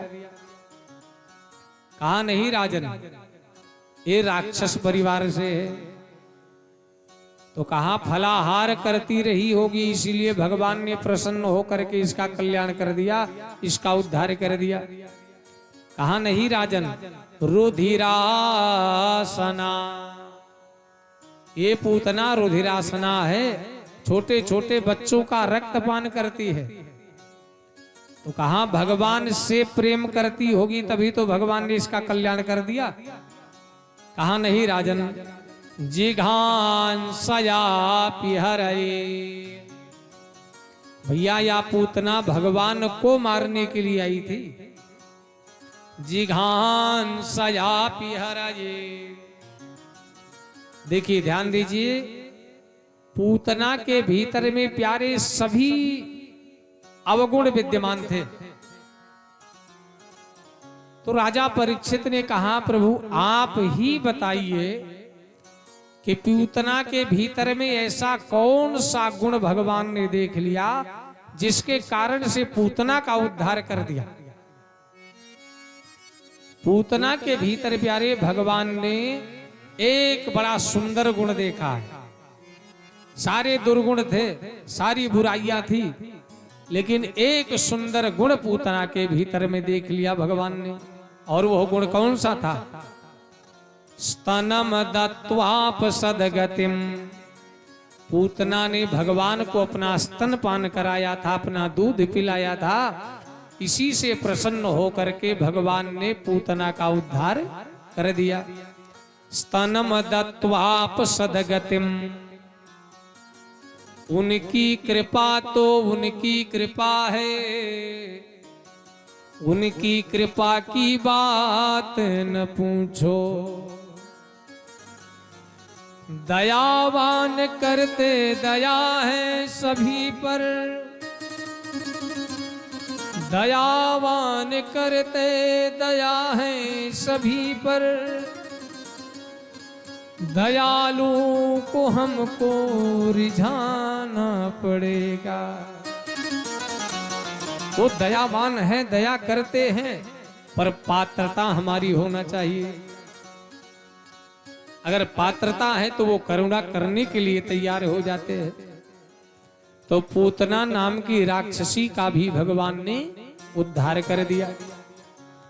यारे भगवान का जब से अवतार हुआ है तब से भगवान का नित्य कभी हर्षण योग आ गया, कभी बुधवार का दिन आ गया, कभी रोहिणी नक्षत्र आ गया, तो भगवान का ब्रजवासी उत्सव मनाने लग जाते हैं।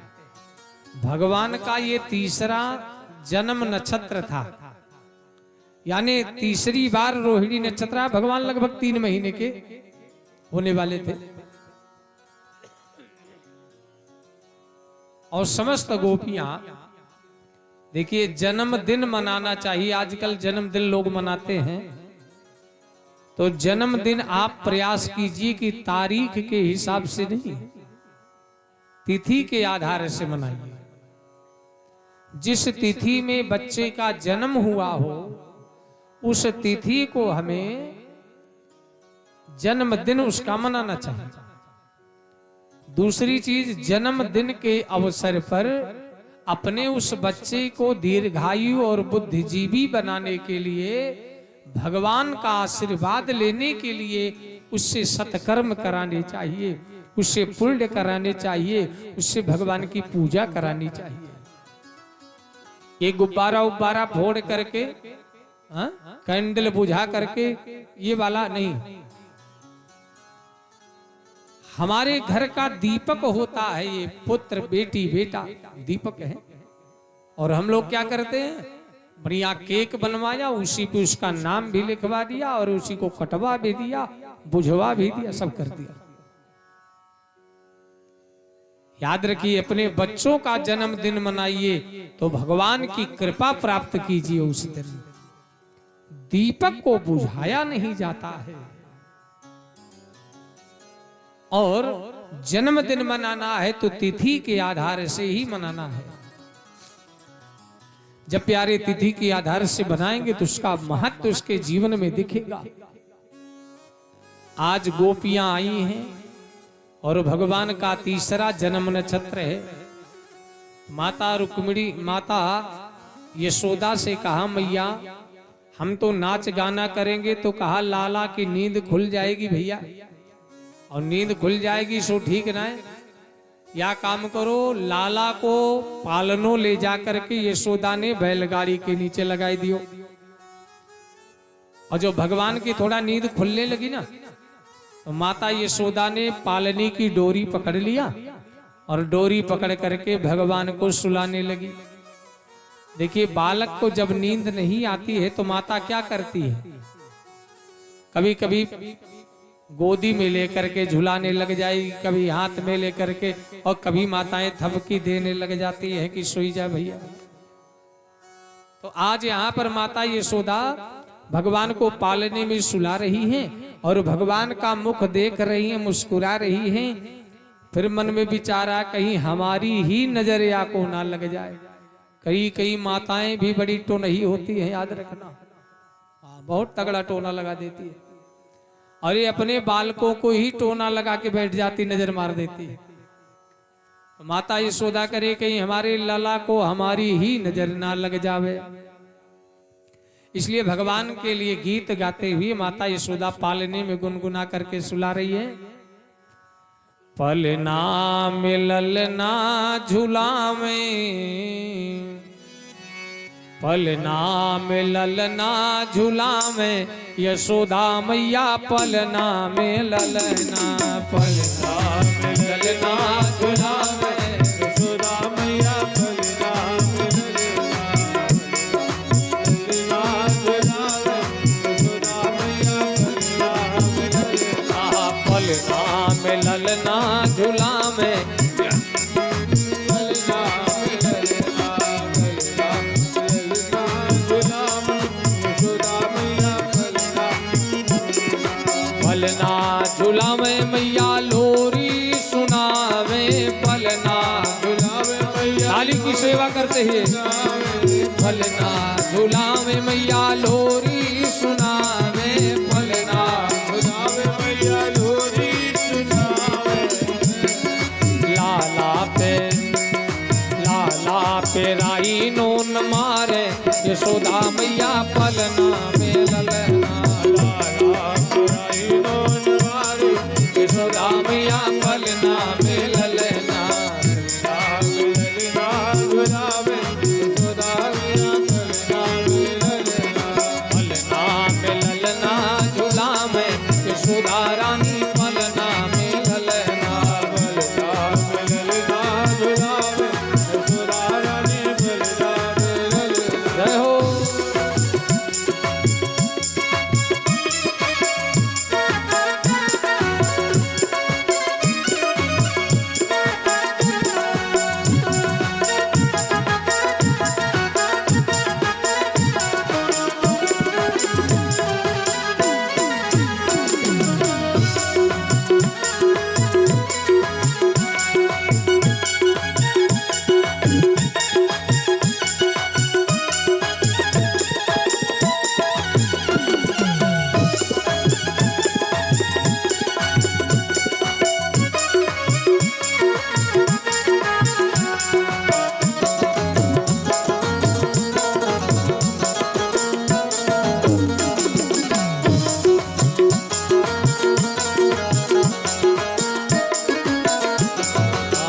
काहे को या को बनोरे पालनो, काहे को या को बनरे पालनो, काहे को याको बनरे पालनो, काहे को या को बनोरे पालनो, काहे को या को बनरे पालनो, काहे को लागे फुलना, यशोदा मैया पलना में